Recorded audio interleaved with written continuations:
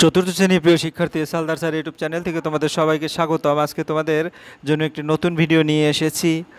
সমাজ বিজ্ঞান পূর্ণমান 100 অর্থাৎ বৃত্তি পরীক্ষা 2025 সনের মডেল প্রশ্ন, প্রাথমিক শিক্ষা উন্নয়ন পর্ষদ পশ্চিমবঙ্গ পরিচালিত প্রাথমিক শেষ পরীক্ষা বৃত্তি পরীক্ষা 2025 সেট নম্বর 1 বিষয় সমাজ বিজ্ঞান পূর্ণমান 100 দ্বিতীয় পর্যায়ক্রমিক মূল্যায়নের জন্য এটা কিন্তু 2025 সনে একটা অতীব গুরুত্বপূর্ণ অধ্যায়।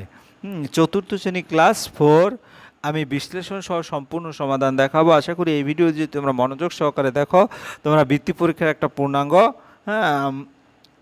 তোমাদের প্র্যাকটিস হয়ে যাবে, প্লাস তোমরা এখান থেকে ধারণা নিয়ে ভালো করে প্রিপারেশন নিতে পারবে। যাই হোক, তোমরা যারা এখনও আমার চ্যানেলটিকে সাবস্ক্রাইব করনি তারা এখনই চ্যানেলটিকে সাবস্ক্রাইব করে বেল আইকনটি প্রেস করে দাও, যাতে এরকম আরও অনেক ভিডিও তোমরা দেখতে পারো।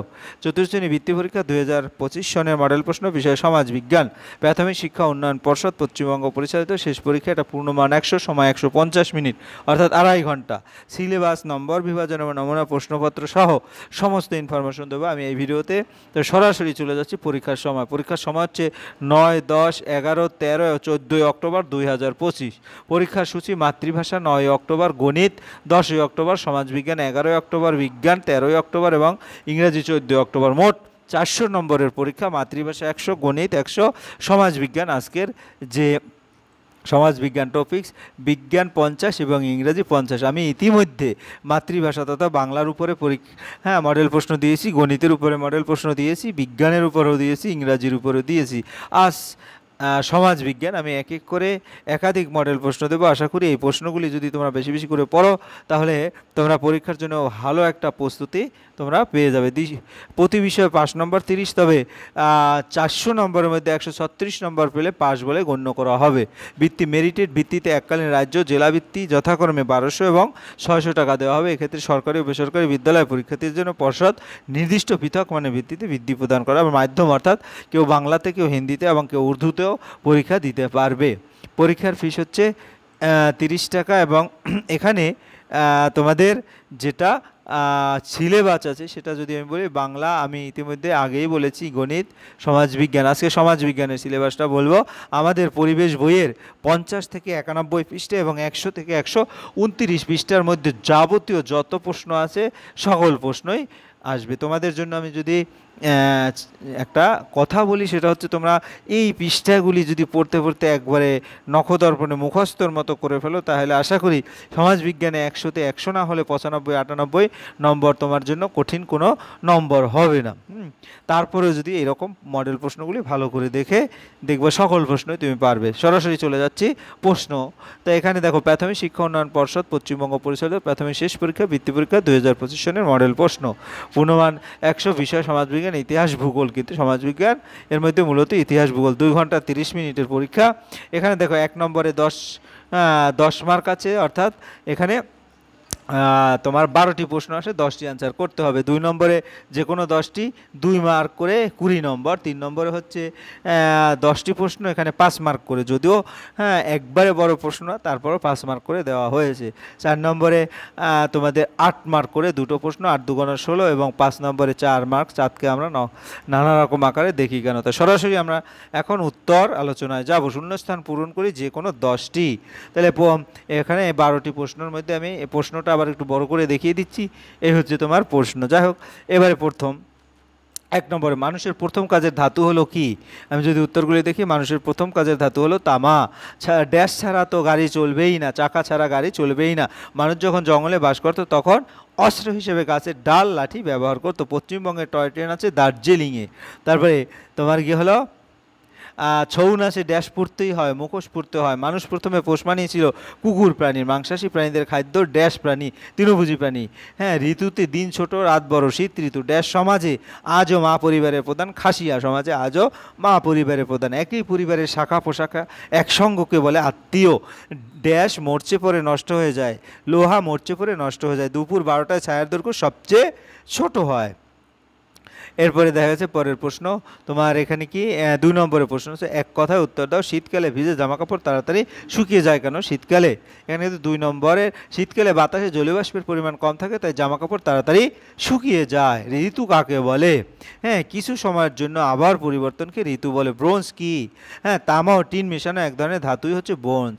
তারপর ইস্পাত কি কি কাজে লাগে? যন্ত্রপাতি, গাড়ি, ব্রিজ তৈরি করতে ইস্পাত লাগে। এরপরে ট্রাক্টরে চাষ করার সুবিধা কি? ট্রাক্টরে দিয়ে চাষ করলে অল্প সময়ে অনেক জমি চাষ করা যাবে এবং খরচ কম হবে। তারপর চাষের জমি সার দেওয়া প্রয়োজন কেন? চাষের জমিতে সার দিলে ফসল ভালো পাওয়া যাবে। এরপরে দেখা যাচ্ছে 3 নম্বরের প্রশ্ন, জঙ্গলে যারা থাকেন তাদের জীবিকা কি কি? যারা জঙ্গলে থাকেন তাদের জীবিকাগুলি হলো বন থেকে কাঠ সংগ্রহ করা, মৌমাছি থেকে চাক থেকে মধু সংগ্রহ করা, ভেরি বা খাল থেকে মাছ ধরা, ফলমূল সংগ্রহ করা। দার্জিলিং পাহাড়ে কী কী জিনিসের চাষ হয়? ধান, স্কোয়াশ চাষ হয়।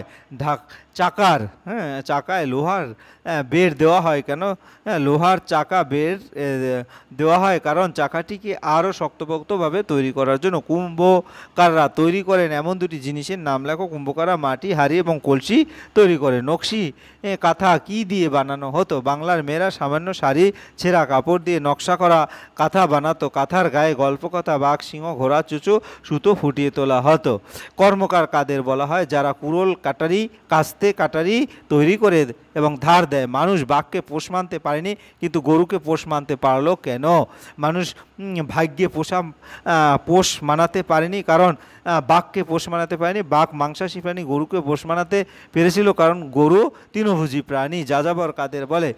যারা খাবারের সন্ধানে এক স্থান থেকে অন্য স্থানে ঘুরে বেড়ায় তাদের যাযাবর বলে। ট্রাক্টর দিয়ে চাষ করে অনেক কম সময়ে বেশি জমি চাষ করা যায় আর খাটুনিও কম। তবে যেসব জমিতে চাষ করা হয় সেসব জমির মাটির গাছের বেড়ে ওঠার উপাদানগুলো পরিমাণ মতো নেই তাই চাষের জমিতে সার দেওয়া প্রয়োজন। অর্থাৎ প্রশ্নটা ছিল চাষের জমিতে সার দেওয়া প্রয়োজন কেন? এভাবে সার দেওয়া প্রয়োজন। এবার 3 নম্বরের প্রশ্ন, জঙ্গলে যারা থাকেন তাদের জীবিকা কি কি? এরকম করে প্রশ্ন আছে। আমি ক নম্বরের প্রশ্ন যদি দেখি, জঙ্গলে যারা থাকেন তাদের কারো জীবিকা জঙ্গল থেকে কাঠ সংগ্রহ করা, কারো মধু পাতা এবং গাছের ঔষধি সংগ্রহ করা, কারো জীবিকা মাছ ধরা, কারোর কাজ নৌকো তৈরি করা এবং চিংড়ির মিন সংগ্রহ এবং আবার কেউ কেউ কাঠ চেরাইয়ের কাজ করেন। তারপরে পরের প্রশ্ন যেটা আমরা একটু প্রশ্নটা দেখে আসি। দার্জিলিং পাহাড়ে কি কি জিনিস চাষ হয়? তাহলে দার্জিলিং পাহাড়ে চা, স্কোয়াশ, ফুল, কমলালেবু, নাশপাতির মতো ফল চাষ হয়। পাহাড়ের গায়ে ধাপে ধাপে ধান চাষ হয়। ছৌ নাচের মুখোশ তৈরিতে আঠালো মাটি, কাগজের মণ্ড, পাতলা কাপড় চকচক করার জন্য গর্জন তেল, আঠা, ধুনো, পাট, নকল চুল, পাখির পালক, রাংতা, পুঁতি, শালমা, চুমকি এবং রং ব্যবহার করা হয়। মানুষ দেখলো কোনো এক, এটা ঘ নম্বরের প্রশ্ন। ঘ নম্বরের প্রশ্ন আমাদের কি আছে? মানুষ পশুপালন করে কেন এবং আগের ছৌ নাচের মুখোশ তৈরিতে কী কী ব্যবহার করা হয়? মাটি নষ্ট হয় কিভাবে? সূর্য স্থির, তাহলে দিনে সূর্য দেখা যায় কিন্তু রাতে দেখা যায় না কেন? মানুষ চাষের কাজে কিভাবে শিখেছিল? তৃণভোজী ও মাংসাশী প্রাণী কাকে বলে? প্রতিটি দুটি করে উদাহরণ দাও। লোককথা কাকে বলে? থাকার জায়গা হারিয়ে যাচ্ছে কেন? কৃত্রিম উপগ্রহ কাকে বলে? কৃত্রিম উপগ্রহ কিভাবে মহাকাশে পাঠানো হয়? মোবাইলে কথা বলতে সাহায্য করে এরূপ একটি কৃত্রিম উপগ্রহের নাম লেখো। এই হচ্ছে প্রশ্নগুলি। এখন এক এক করে উত্তরগুলি দিলে তোমাদের সুবিধা হবে। ঘ নম্বর, মানুষ দেখলো কোনো কোনো পশুকে নিজেদের সঙ্গে রাখলে চাষের সুবিধা হয়, নানা পুষ্টিকর খাবার পাওয়া যায়, তাই পশুপালন করলেও জীবনযাত্রা অনেক সহজ হয়। তারপর গাছের পোকা মারার জন্য মানুষ নানা বিষ ব্যবহার করতে শুরু করলো, তারপর পোকা মারার রাসায়নিক বিষ ব্যবহার শুরু হলো। এইভাবে মাটি নষ্ট হয়। মাটি কিভাবে নষ্ট হয় সেরকম প্রশ্ন। পৃথিবী নিজের চারদিকে পাক খায় বলে যে জায়গাটা সূর্যের সামনে এসে পড়ে তখন সেই জায়গা থেকে আমরা সূর্যকে দেখতে পাই।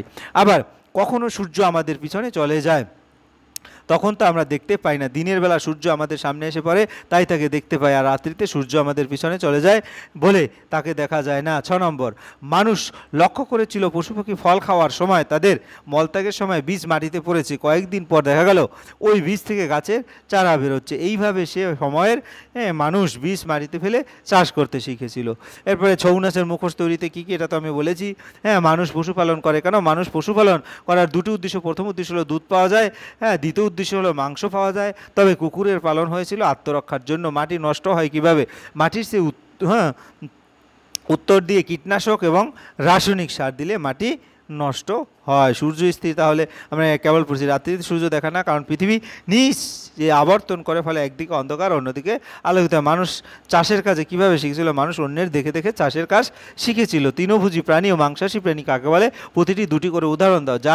যারা ঘাস বনে লতাপাতা খেয়ে বেঁচে থাকে তাদেরকে তৃণভোজী প্রাণী বলে, যেমন গরু, ছাগল, ভেড়া, হরিণ ইত্যাদি। যারা মাংস খেয়ে বেঁচে থাকে তাদের মাংসাশী প্রাণী বলে, যেমন ভাগ বলক, সিংহ।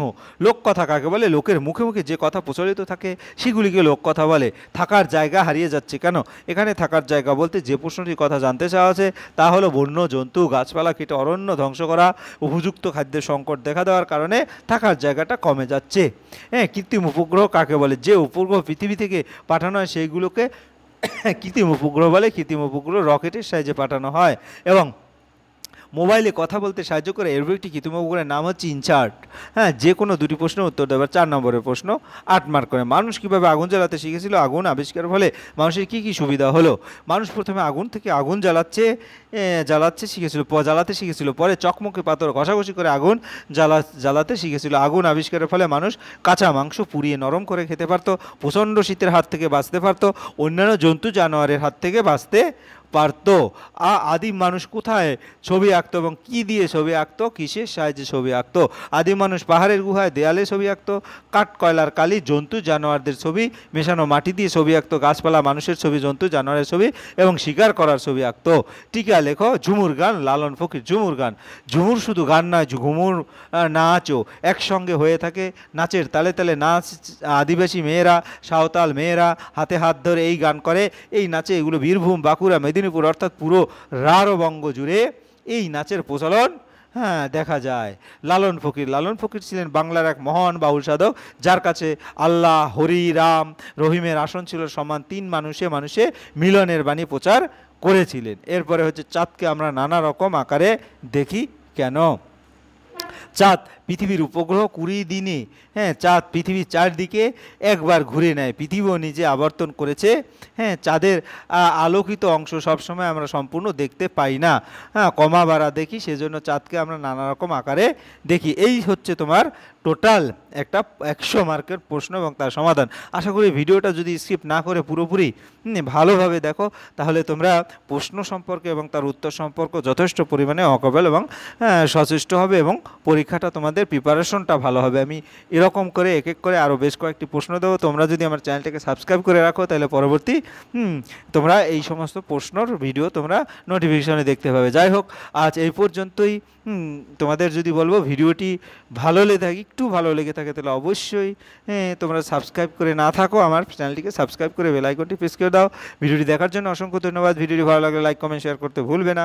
আজ এই পর্যন্তই। ধন্যবাদ সবাই।